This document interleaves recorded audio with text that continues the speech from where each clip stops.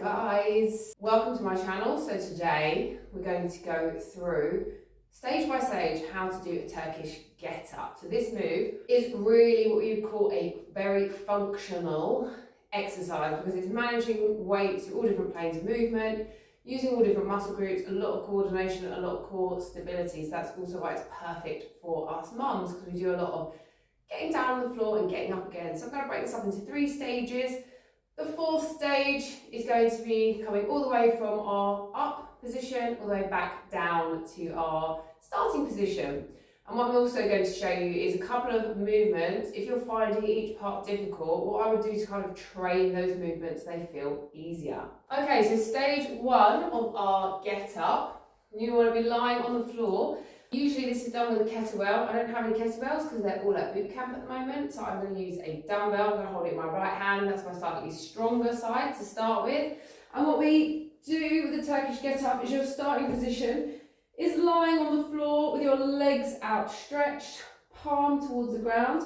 And we are going to, with as much control as possible, as you exhale, try not to use your hand, watching the weight, sit all the way up. So we're doing a full sit up.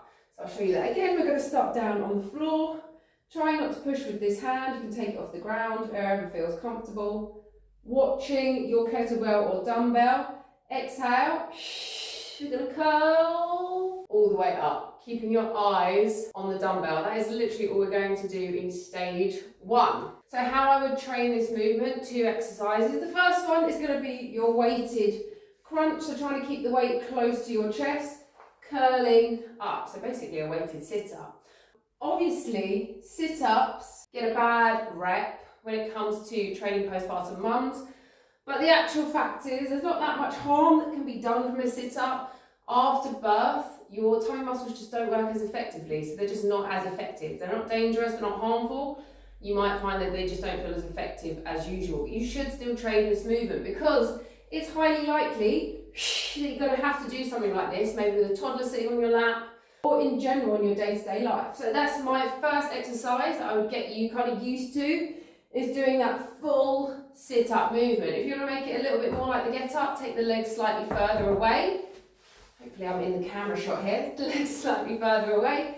That's going to make it a little bit harder, curling all the way up with that weight. The second movement that I would train is actually the reverse. So often, when we are trying to get stronger at certain moves, you'll train the kind of reverse of that move or the negative of that move.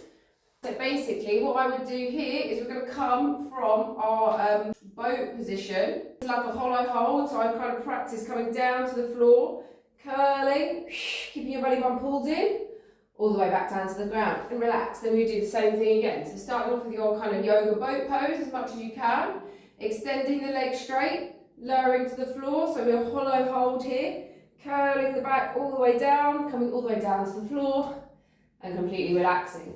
So rather than trying to come up, we're practicing that movement going down. That's going to make your stomach muscles really strong. So this is quite hard. If you get to here and then collapse, that's fine. Try and kind of curl with control all the way down to the mat. And that is going to be phase 1. Give it a go. Obviously, make sure you're even on both sides. 5 to 10 reps, 10 to 12 reps, as many as you can manage.